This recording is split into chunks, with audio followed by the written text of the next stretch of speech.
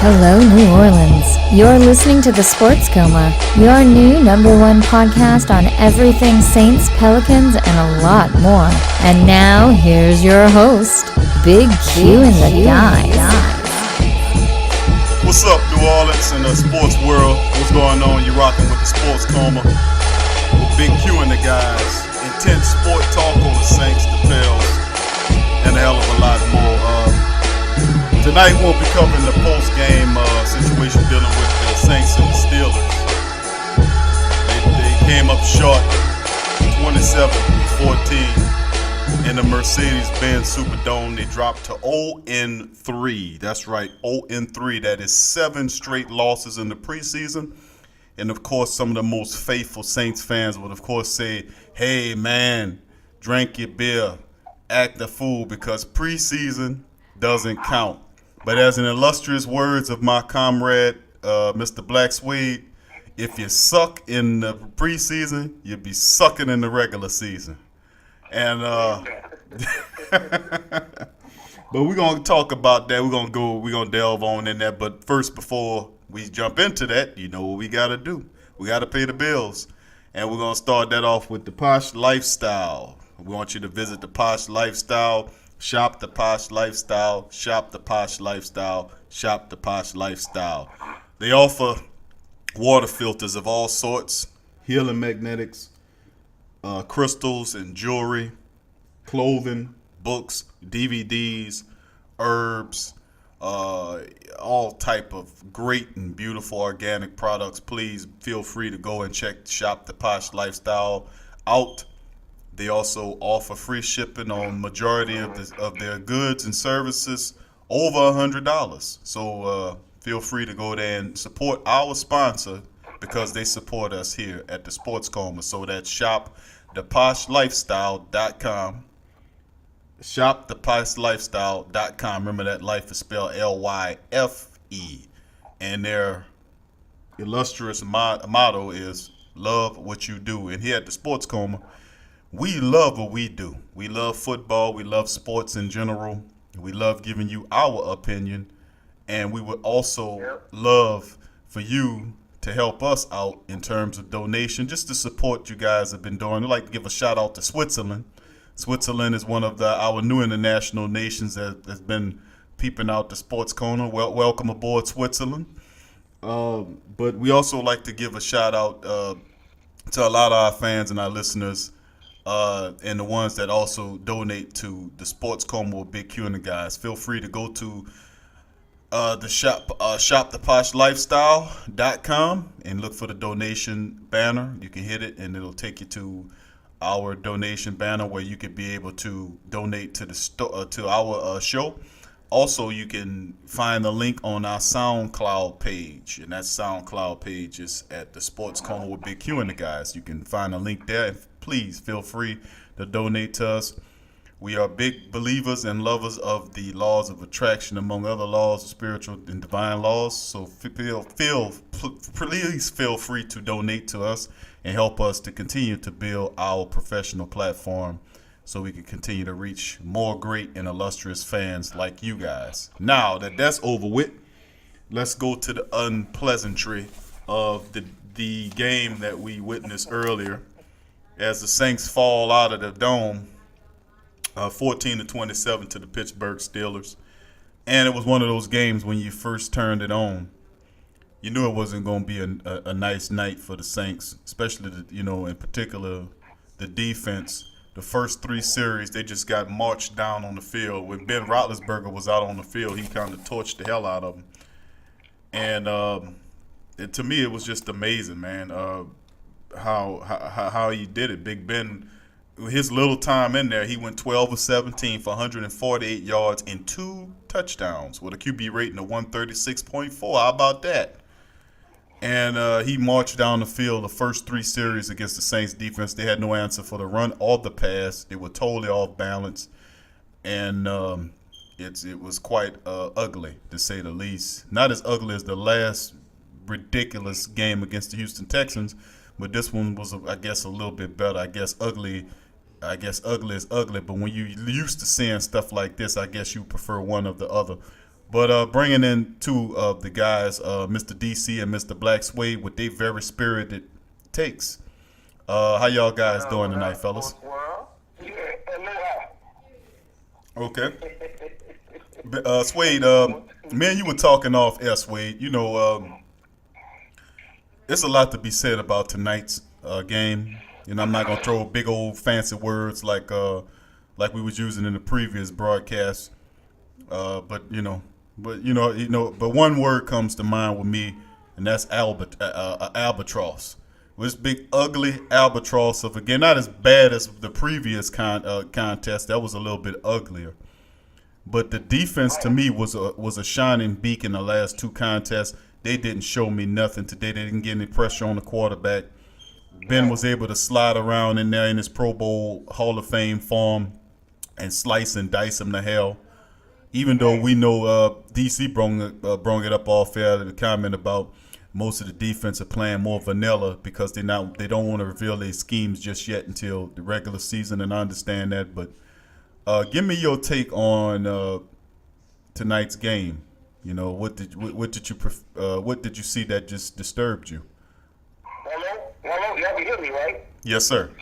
Okay, well, I mean, I can understand, you know what, you're going to play vanilla because you don't want to show your whole hand. But if this is your basic scheme, then you guys look horrible. I once said in a past broadcast about these young cornerbacks.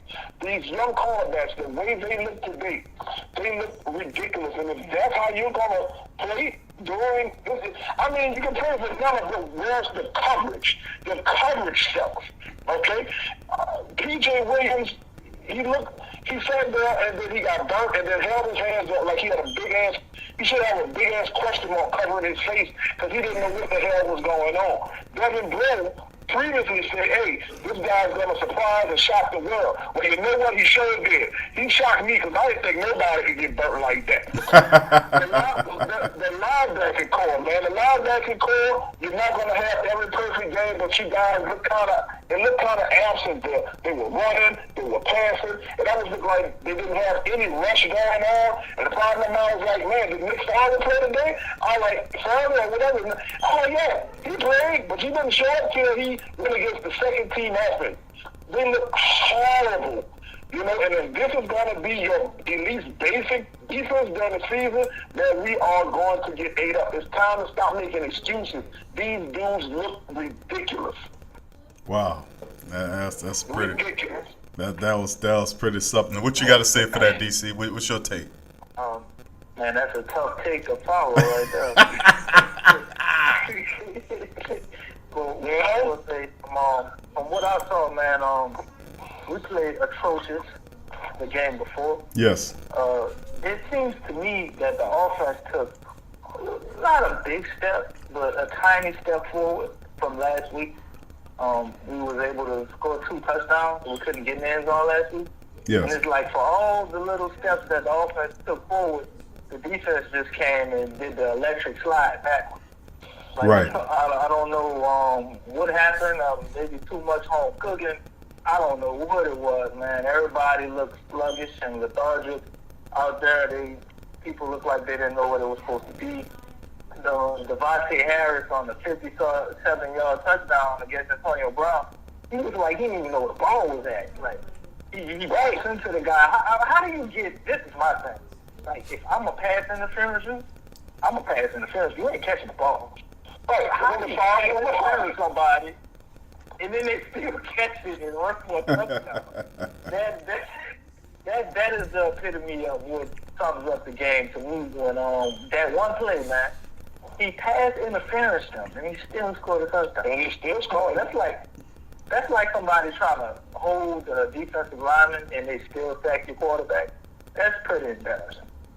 But he is a rookie, and a lot of it I would have to think would be on preparation, focus, different things like that. So I just don't think they were mentally prepared and ready to face the Super Bowl caliber Pittsburgh stellar offense, man. I think possibly one of the situations that they might have is like my partner Q said, they playing at a result. Every day you play at a result, man. After you finish practicing, you go and get your toes and your nails did. Man, I need some strength. I need some roughness, man. This is football. Y'all look like y'all got manhandled out there. Yes. It's ridiculous, and I love to say that's how much it hurt me, man.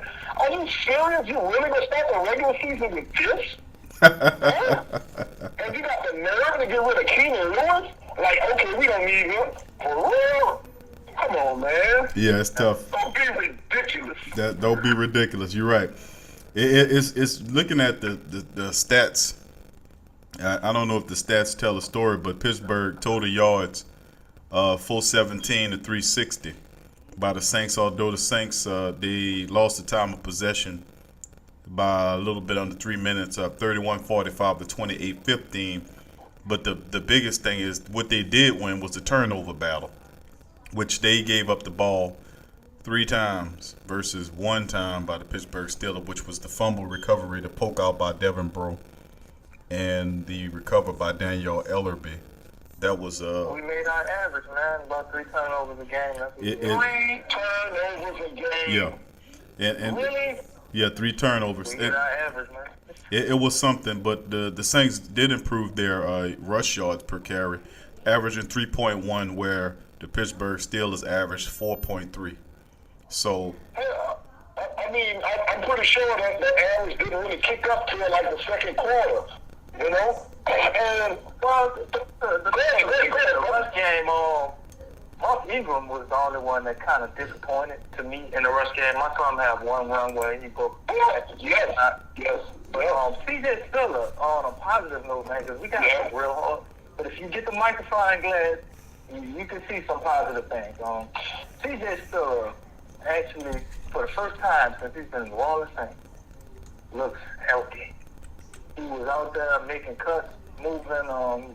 He had 5 yards of carry, and he looked pretty good, man. So I was real pleased with the limited touches that he got, what he did with them. yes. He ain't doing anything crazy, no touchdowns or anything, but he wasn't doing much of anything. So that's a very bright spot. Just to go elaborate on your bright spots, Mr. DC. Of course, I did like CJ Spiller. There's a hidden talent on the team as in Manhurts. I like Manhurts. Manhurts should have got the ball even more than he did, but he looked like he came to play. I definitely like Tommy Lee Lewis. I definitely like our receiving core, Brandon Cooks and Michael Thomas. I love those guys. They act like they came to play. I got one guy that you're leaving out, man, and I know you really don't like this guy, but I gotta give a shout out to Travaris Cadet tonight. Hold on. Hey, the guy accumulated about 60 yards on 8 touches. All right, I'll tell you what. He had a pretty decent all-around game tonight. The only thing that could have improved on that if he was able to get in the end zone. So, Travaris Cadet was one of those little bright spots tonight. We chop him up pretty bad on this show, but when somebody does something good, I feel like they should get credit as well. Right, well, welcome to Top Shelf, because I'm about to chop him up even goddamn more. Let me tell you something about Travaris Cadet. Travaris Cadet, partner, you've been in the league for like 7 years, maybe 5.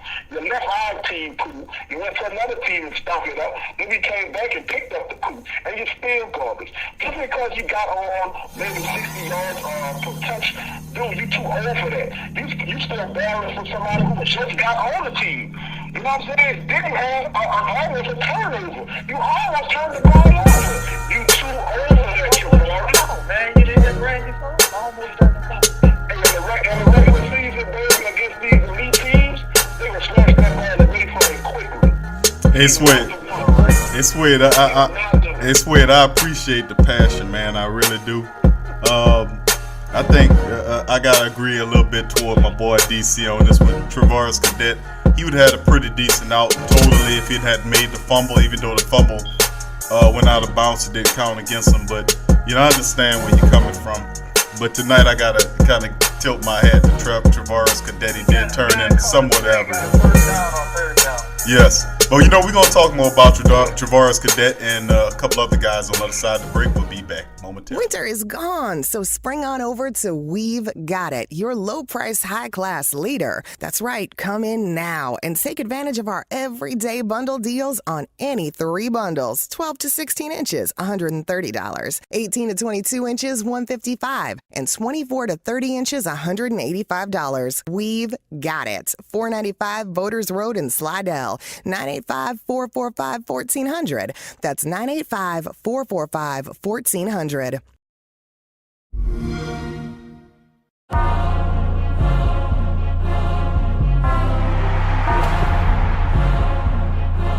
I'm the flash in the world.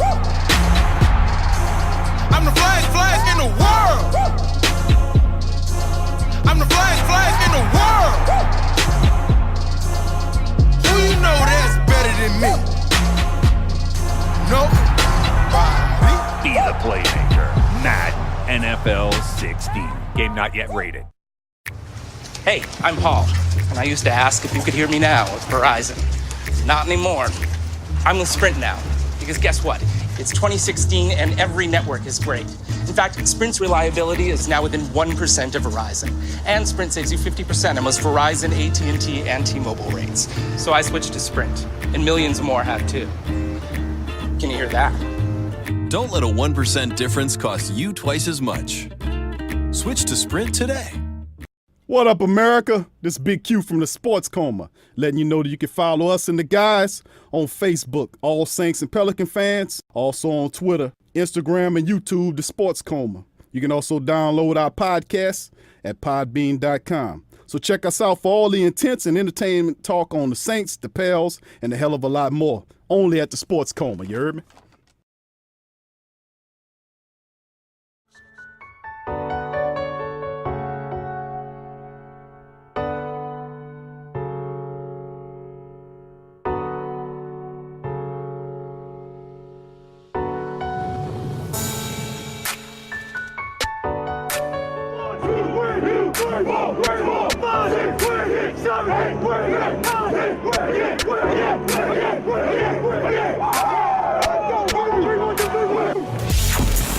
Get ready, New Orleans. It's time for the Sports Coma with Big Q and the guys, telling you everything you need to know about the Saints, Pelicans, and a whole lot more. I ain't gonna say no more. Welcome back to the Sports Coma. Big Q and the guys coming in off break on into our second segment. Suede had some spirit. Him and DC had some spirit it takes on the play of some of the players in particular. Guys like Travaris Cadet, among others. But before DC and Suede finish their takes, we're gonna hear a little bit about the coach, see what he think about his team and their performance tonight. A couple from Mr. things, Pete. you know, I said this to the team afterwards. The one thing that's concerning and troubling right now, and look, it's week 3 in the preseason, but our ability to protect and then our ability to rush the passer, those are two things that I think if you just watch the game that are concerning, obviously very concerning. So we've got to keep looking at the best lineup, the best way for us to give us a chance offensively, and then defensively the same way in regards to who's doing it and what we're doing. Any questions? How much does the quick passing game from Pittsburgh kind of hinder the pass rush? Well, listen, it was quick, it was long, it wasn't just, I think everyone, gets rid of the ball with tempo. So I think obviously the timing of what you're trying to do in the passing game can help your protections and obviously make it more challenging. Coach, you mentioned something different about the game. How much did Armstead leaving the game affect what you wanted to do up front? Well, obviously he's a real good player. And yet we're getting beat at guard at times, and so I wouldn't say that was the sole reason. We'll keep you posted. Not a ton of personnel change other than Jari Evans being on. What is it? A different scheme? Is there anything that No, has taken listen, time to adjust to? I can point to specific plays. Lolito swings and misses. Pete swings and misses. Teron has one. You know, he's trying to get back in the lineup. You know, Paul gets deflected. I mean, there's in order to be somewhat efficient, you know, you got to stay in front of them, and you know, you can do that for 3 or 4 plays in a row. But if all of a sudden on third down, or you know,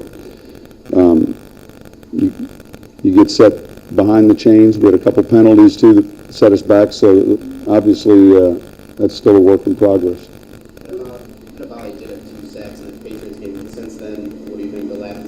Well, he's played pretty well. I'll have to look at tonight's game and really look at his snaps or reps. You know, I wouldn't be able to, you know, comment on his play tonight until looking at the film. Go ahead. Overall aspect of what do you think have been the issues?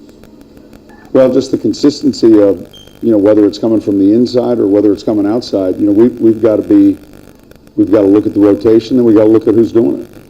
You haven't seen the film yet, but Willie Snead's touchdown catch. When you were watching down the sidelines, what were some of the highlights you saw there, and then how impressed were you he was able to pull that catch in? Look at his good play, good second effort. You know, obviously the ball came loose, and he was able to, you know, still track it. Did you see anything better in the run game this week? There are flashes of some plays. Yeah, at times there were, and yet not as consistent as I'd like it to be. Not second guessing or anything, but what was the thought process of playing Pete on the right side when he was a left tackle all throughout college? Did you ever thought about playing the left guard? No. When we drafted him, the plan was to be on the right side, either at right tackle or right guard. What's the worst impression of the way the young secondary guys play tonight? We'll see. We'll take a peek on film. You know, we got caught in a little rub route for a big play in man coverage, and I think we can play that better. You know, it wasn't just the young players. You know, they did a pretty good job on a red zone, kind of a bunch combination route. But I think looking at the tape, it'll be a little bit clearer just to see, you know, who stood out and maybe who didn't play as well. Well, that should be a short lesson. Getting back into you guys talking about the rest of the players and what Coach Payton was speaking about. In particular, I'm looking at the situation. He made mention of the fact that they knew. The report asked a question that we've been longing for, which was, you know, pertaining to Andrews Pete and where he was playing at. And Sean Payton, of course, said that he would play either at the right side, either right guard or right tackle, which is totally stupid. But, you know, they obviously believe and see things that we don't see. That man never played right guard any time of his career, and he's struggling. He played left. Right. So you draft a left tackle to play right tackle when they had right tackles available. It's just asinine, man. But let me ask you this, guys. What was your take? I know we're gonna let y'all finish up initial point before the break. But before we do that, let me get your takes on Coach Payton's post-game presser. What's your takes on? My take was, you know, I made mention of the Andrews Pete situation. What's your take on what Sean Payton just said there? We'll start with you, Swade. Well, I'm going to be totally honest. I couldn't really cue in on what he was saying from my headset. But I can definitely say that what I agree with you guys, what he's doing is asinine. And I really don't have an understanding of what's going on with this offensive line. And this year, I guess you can kind of chalk it up as it just being a patched up job. And they're really trying to patch this offensive line up, and they're not doing a good job at it. I can see from his whole post-game interview that this man sounds depressed. Like you know, Sean Payton's depressed when his jaws get tight, and it looks like Quagmire, and they get like a real muscle on the side. This is what he looks like. and I mean, it's really disheartening, man. So I couldn't really understand what he was saying, but I can definitely guess on what he saw, because it's the same thing I saw. What you got, DC? I couldn't hear. I don't know if it's a communication problem with us, probably from the headset. But it was pretty horrible, so I know everything he said could not be good. Right. Well, you know, the MVP situation is mind-boggling, and I'm very surprised that it took a reporter about 2 years before they asked that question. We drafted him to play right tackle, and he ain't even playing right tackle. He's playing right guard. Man ain't never played guard.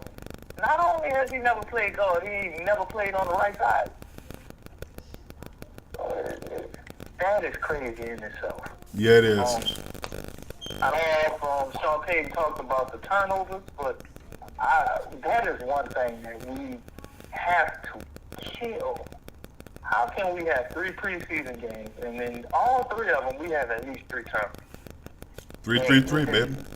Ridiculous, man. You can't do that and expect to win the game. I mean, if you're trying to get an extra 5 yards, at what point do you say the hell with the 5 yards and just don't turn the ball?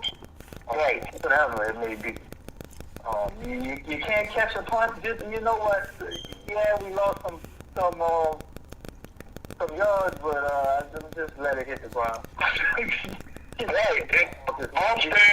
Armstead walks off the field. You know, they said he had a slight injury, which the analyst was saying that they saw he was playing kind of off at the beginning.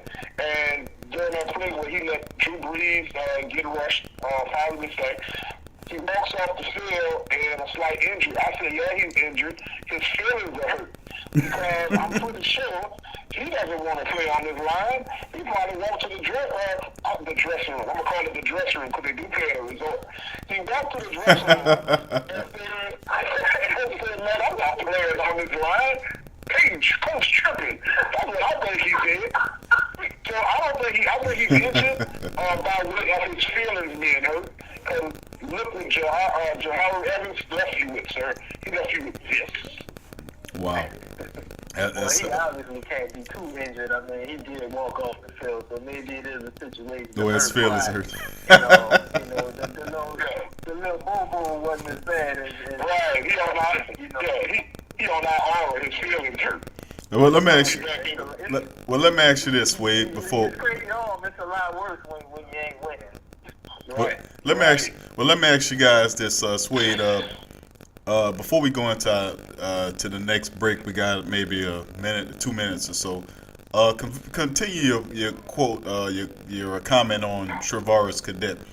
What is it about him that rubs you the wrong way? I mean, he did turn in a pretty decent overall performance based on the time that he was allotted. But give me, make me understand why such a disdain there. What's going on?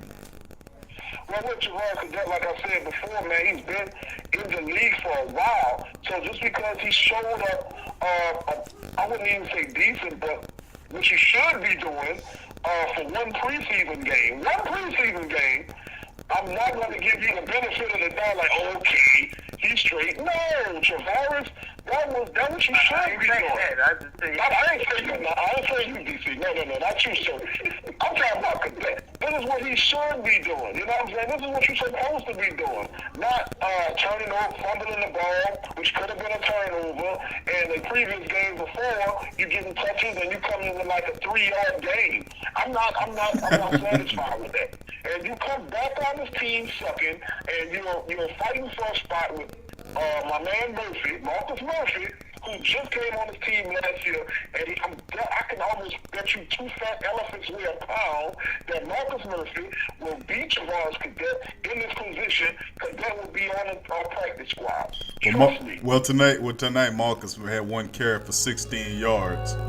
Before he had that helmet-to-helmet hit by that Pittsburgh Steelers defender, and it took him out. He actually had 3 receptions. He was thrown to 5 times, 3 receptions for 9 yards, 3 yards average.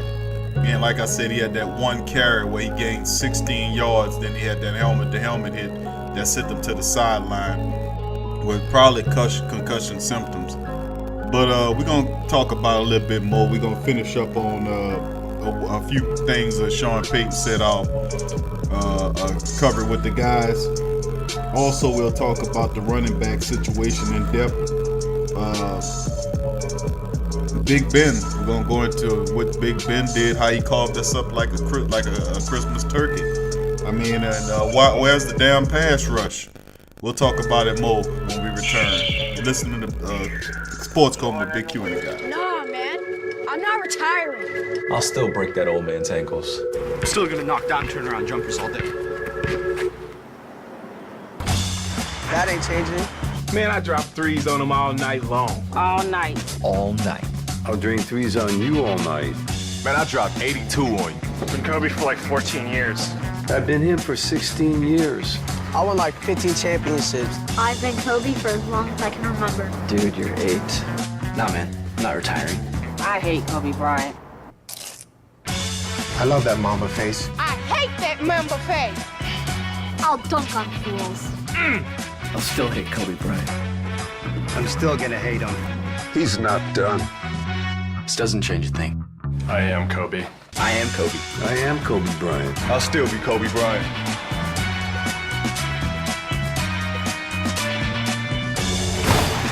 Product not yet rated.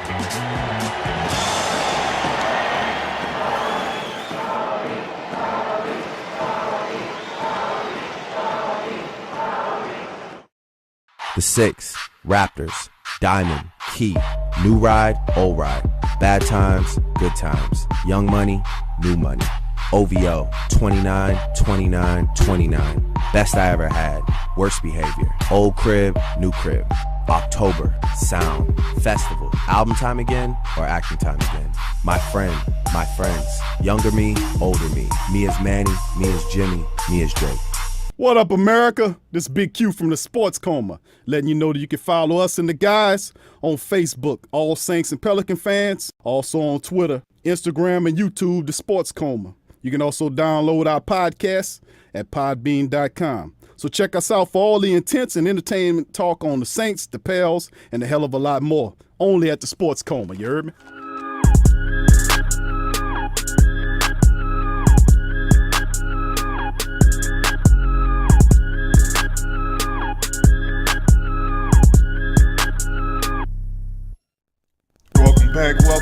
Welcome back, Sports World. You listen to Sports Coma with Big Q and the guys. We discussing the Saints contest, which really wasn't much of a contest. The Pittsburgh Steelers basically gave the Saints the issue in a major way. Ben Roethlisberger cut them up pretty good. The first team defense got extended minutes, and I was really interested to see what they would do, right? How they would perform against one of a top-notch, top 10 offense in the NFL, and they just got walked down. I mean, vanilla or not, pride got to play a part somewhere in there, where some of the stuff that you're doing in the preseason carries over into the regular season in terms of winning. It feel good to win a game, even if it's in the preseason. It feel good to get a win, which they have not. They're 0-7 the last 2 years as it stands. And I know, looking at the situation, looking at what poor Drew Brees did, I mean, he played extended minutes tonight. He was able to perform. Drew was 9 of 12. He was 9 for 12, 78 yards. He threw a touchdown. Of course, the Willie Snead in the back of the end zone. Willie came down with it. Was an excellent catch. So Drew. Shout out to Willie. If anything's for certain, we can always count on Willie Snead to be as sure-handed as anybody, and I can really appreciate that. The blind bandit. Well, I would appreciate it much so if Willie Snead was to go into the locker room and speak to Brandon Coleman and tell Brandon Coleman that he did an excellent job today, despite the fact that he was only targeted twice for 2 catches and 20 yards, and he averaged 10 yards a catch between those 2 catches. Can't get on Brandon Coleman tonight. Brandon Coleman actually was thrown to twice, and he caught both balls. I just wish that he was a lot more. He's a very imposing fellow. He's 6'6", over 230 pounds. One guy, especially when he goes up against a DB, more than likely 199% of the times, he will be actually 100% of the times. I can safely say 100% of the times that Brandon Coleman will be taller than the defensive back that he's matched up against.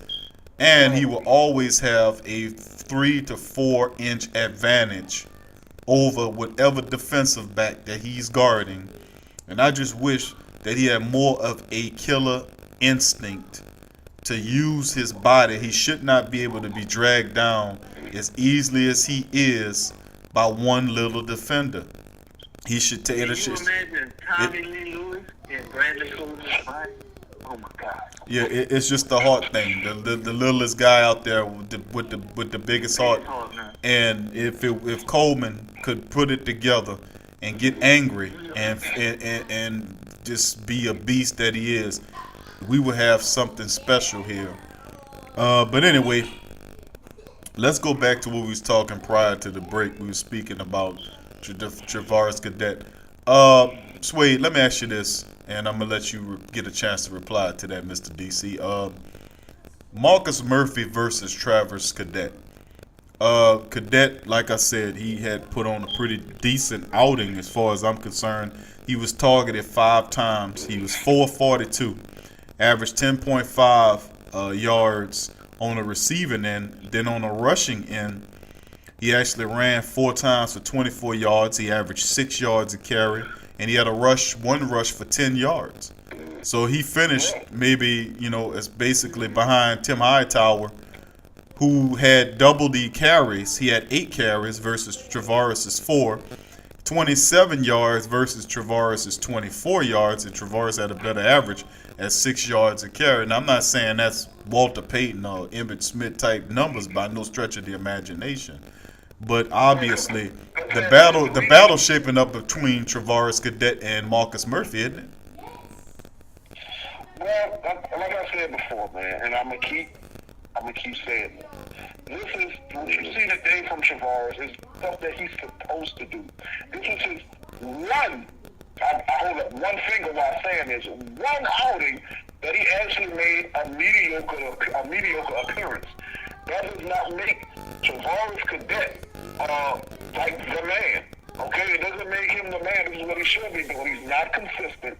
Actually, there probably was some missed blocks going on somewhere where he just happened to get open. They probably wasn't even worried about Cadet like Cadet back there. And then he got the ball.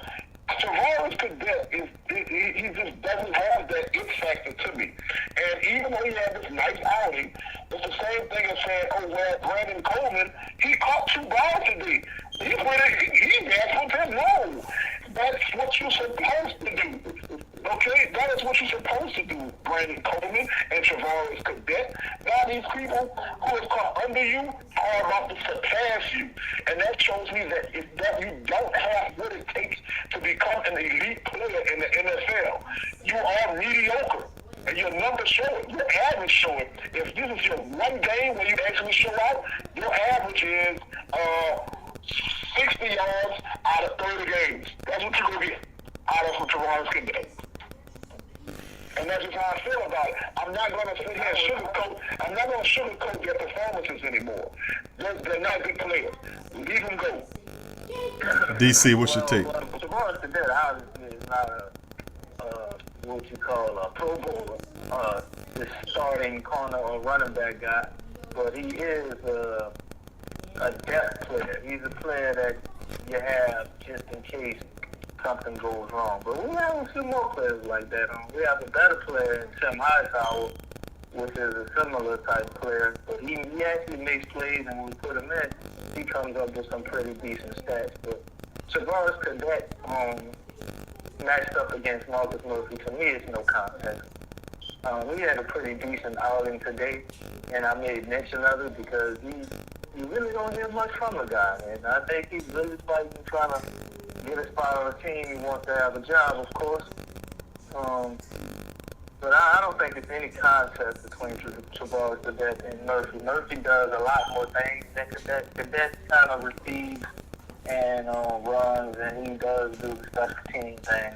Just like Marcus and Murphy, they play the same similar type role when they get on the field, but there's no contest. Marcus Murphy gives us a lot more production And I'm pretty sure probably at a cheaper price. So, I don't think this is going to keep Cadet on the team, but what may be going through Cadet's mind if we do decide to cut him is this is an audition for him to maybe pick up a spot on another team. So shout out to that brother, and I wish him well for that. And when somebody does good, I just can't bash him, man. Brandon Coleman and Travaris Cadet have been very pedestrian players for us in training camp and throughout this whole preseason. But Travaris Cadet had a pretty decent outing this game. Brandon Coleman had his best outing, I think, last game, which was like 6 catches for 47 yards, but he was targeted like 10 times. They were really trying to get him the ball. And I mean, Josh Gordon ain't played in 2 years, and he got 2 catches for 87 yards and a touchdown. Come on, man, he should be able to do a little bit more with right, and with my man Coleman, I mean, hey, you were at number 2 receivers, and all of a sudden this game, guess what? You didn't even show up to the 3rd quarter. That goes to show you. Right now, he got number 5. I'm not the only one that see this, Mr. Coleman.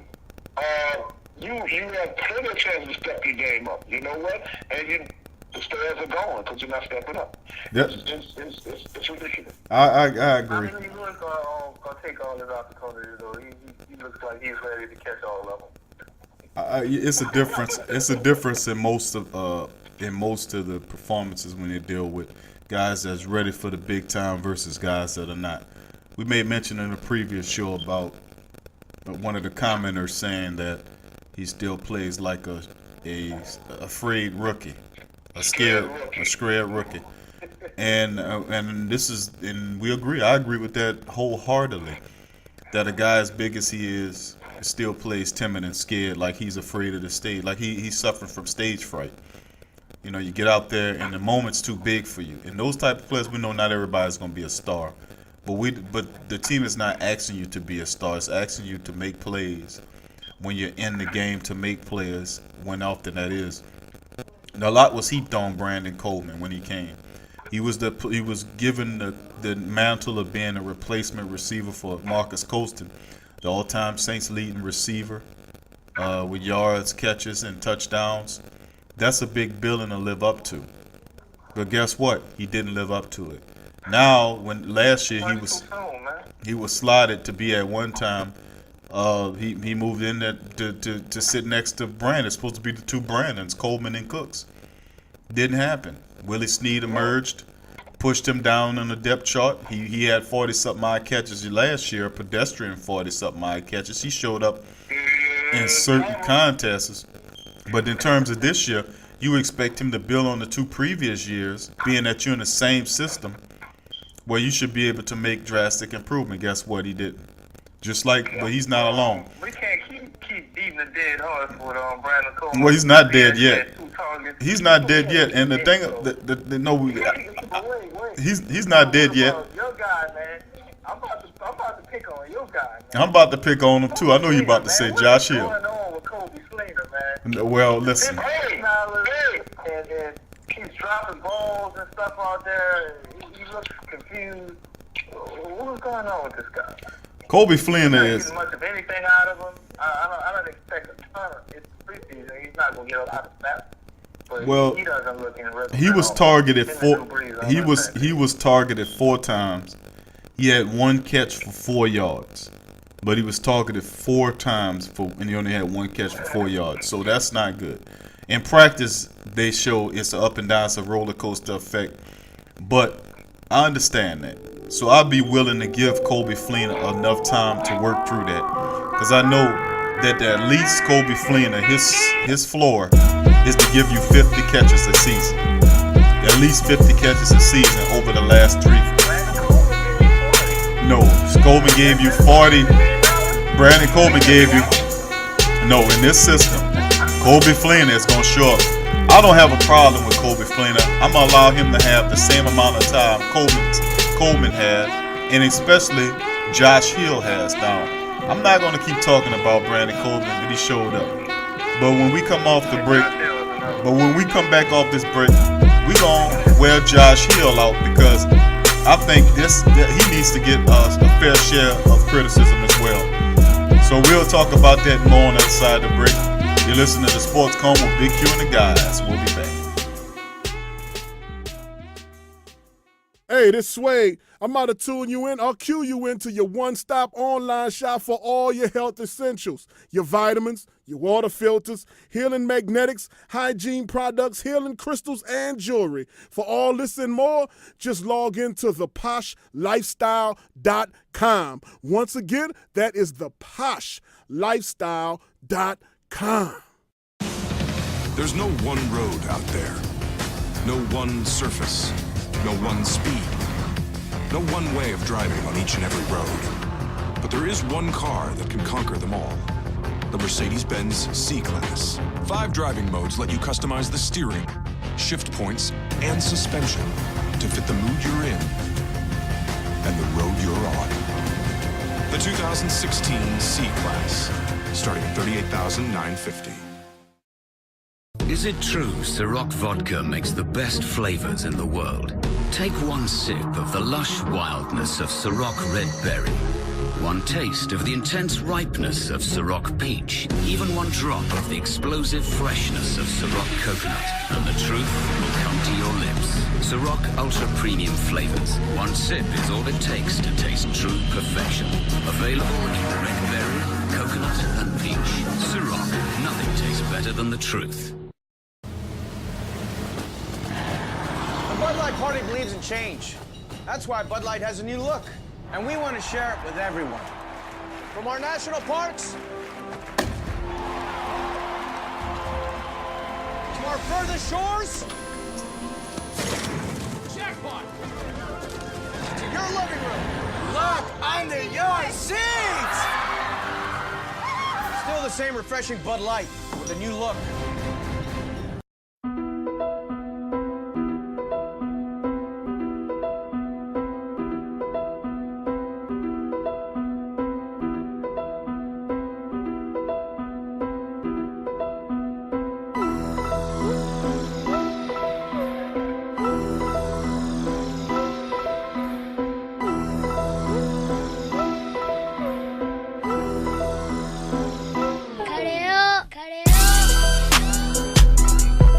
Welcome back to the Sports Coma with Big Q and the guys. We're talking Saints.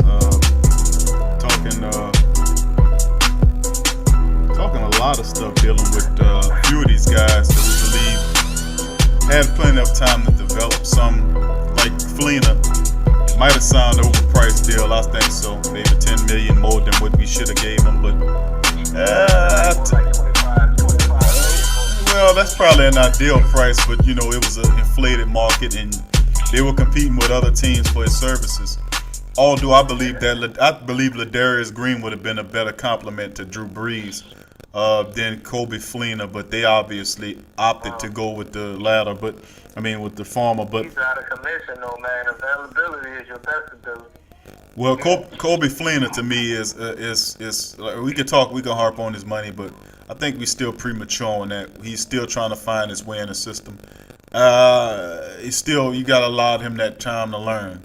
And we're looking at guys. We talking about guys that's been on the team for at least 3 years, like the Brandon Coleman's and a few guys. But like we got off the break, and the main topic I wanted to focus on was Josh Hill. Josh Hill to me, man. I mean, goddamn, man. I mean, he was a guy to me that when he was supposed to take over as the stunning tight end to replace Jimmy Graham, and when they traded Jimmy, they was like, oh well, guess what, man, Josh Hill, man, he's been doing this and he's gonna really excel in place of Jimmy Graham. He could do everything Jimmy Graham could do. He's fast, he can block, he can do all of this, and he's gonna pick up the production. He gonna carry a lot of the production between him and Ben Watson. Well, guess what, they pushed poor Ben Watson down inside of the depth chart, didn't give him an opportunity to even play. But Josh Hill was so terrible last year, so awful last year, that the team moved to trade to get another tight end. And to try to make, it was just terrible. He just sucked. And he continued to suck to this day. And let me just finish this, DC. You look at Josh Hill today. Josh Hill was targeted one time. One time. For naught. He has zeros all across the board. 0 catches, 0 yards, 0 everything.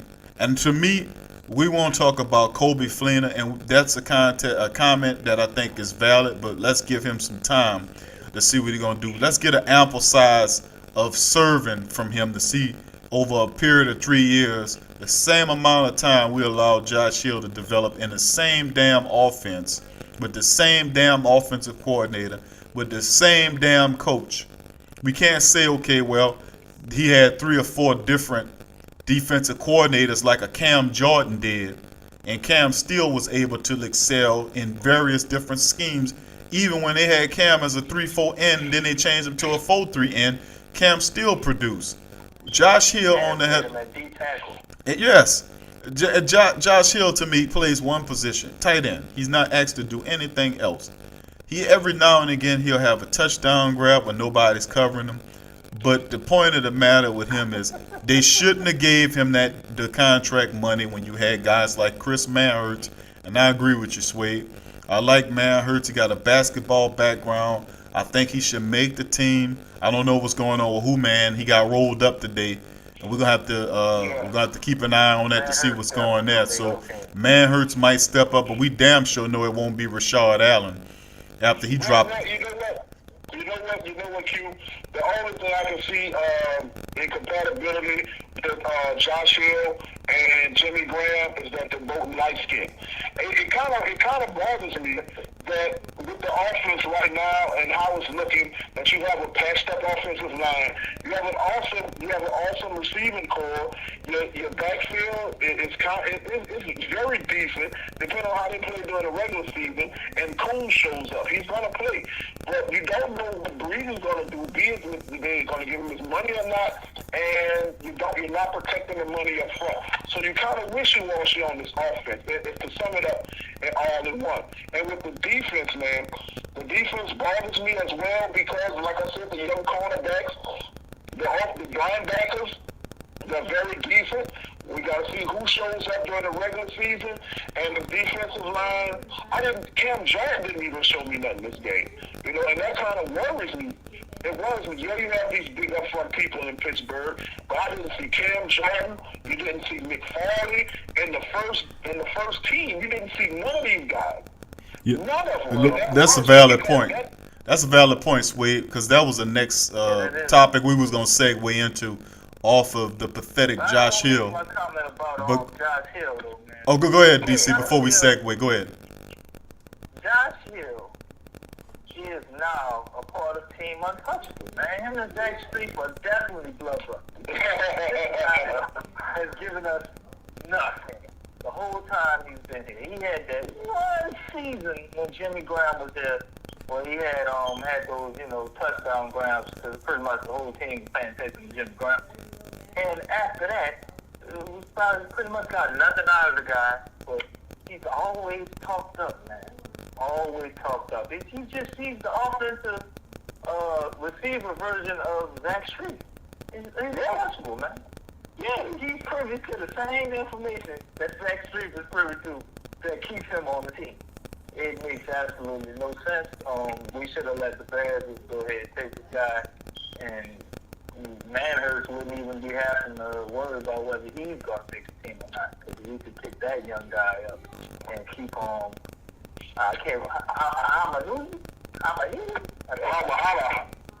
I just say who, man, to be short.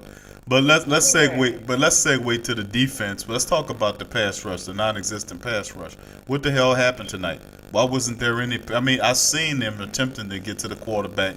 They had a play with Cam or someone else is bearing down on Roethlisberger. He does what he usually does. He do a little pump fake, or he'll do a little slide, and they'll fall for it to buy him enough time to find Jesse James, the tight end, over across the middle for the first touchdown. But what's going on with the pass rush? Go ahead, Swade. I know what happened, man. I know what happened. Go ahead, tell me what happened, DC. They was looking at the new screen that they put up. Too busy looking at the new screen, man. You see how big that thing is? Yeah, the whole defensive line was checking out the screen, man. They just forgot about the quarterback.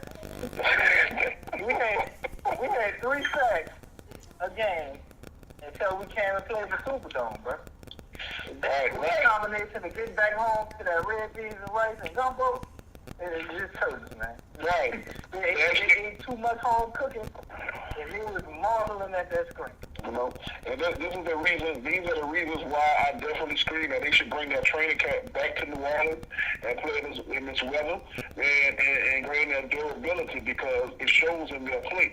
And not to mention, I just want to make this: when Pittsburgh drafted Jesse James, I predicted that the Saints would, because that was the year that they got rid of Jimmy Graham. I said they should go and get Jesse James, because he stands at like 6'6". This dude is tall, and they didn't. But you see how efficient that tight end can be on your offense. By the way, I don't know what happened to the pass rush, man. I maybe those big guys up front that actually just stalled them, and they had to start sending safeties with them, and even the safeties couldn't get in right talking about it. So it's something that's going to have to be changed as far as Dennis Allen's concerned, because this is the kind of talent and guys of size that you're going to be going in through the regular season. If this game lasts 4 quarters, we would have had our ass tossed. Oh, yeah. But on a serious note, what I actually saw was the defensive line. That was a serious note. That was a serious note. Yeah, we gotta look at the whole picture, because we have to dissect everything and break it down into sections, right? But our whole team, bro, is just in a funk, and that is contagious. You know, and the defensive line was one of the bright spots, and you know that transition into our secondary looking a lot better and different things like that. So, what all the way that Pittsburgh just came out like gangbusters, man. I mean, they came out and it's almost like we wasn't even there. You know, like when you have time, man, and you do the practice session and you play with the offense only. That's kind of how it was. They just were walking down the field, man, and it just sucked all the life. Right. Any kind of rush we could have possibly had. Because Bill Roethlisberger, in the beginning, I've seen a few guys, you know, make a push or make a surge here, and man, Bill Roethlisberger was just getting that ball out of his hands. And then I'm going to add into the fact that you said about the training facility. They're going to West Virginia. It's not hot out there. I don't know, maybe people think it's hot. It is not hot in West Virginia. To those people, if it's like 80, 83, 84 degrees out there with no humidity, you know, they're like, oh my God, it's hot. You know, they walking around with no shirts on and stuff. Well, that's a regular day out here. That would be a blessing for us if we could get 83-degree weather in the summertime with no humidity. So they come home, you're in the Superdome, and I know it's air conditioning, but those elements, I just think they still affect you. But as we can see, Pittsburgh has always been a rugged, tough type team. They play outside in the snow and everything. Didn't seem to affect them very much, but I concur on that. So I think what we really need to do is just get locked in, man, and we need to finally get into our zone. The best thing I can say about our defensive line, our whole defense, offense, everything, the special teams actually played pretty decent today. Other than, I think our returners need to step it up. With the punting and our kickers played great. So special teams kind of climbing up. Maybe they can be the anchor for the team right now.